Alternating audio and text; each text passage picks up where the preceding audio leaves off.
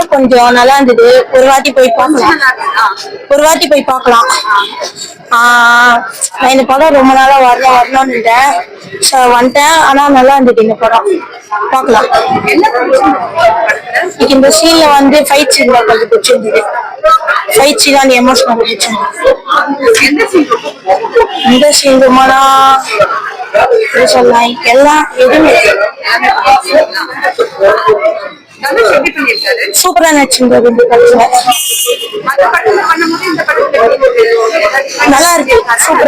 சூப்பரா இருக்கு. படம் நல்லா இருந்துச்சு. ரொம்ப நாளைக்கு தனுஷ் கிட்ட இருந்து நல்ல படம் வந்திருக்கு. அட்லீஸ்ட் ஒரு 300 crores தாண்டணும்னு நினைக்கிறேன். நல்லா இருக்கா?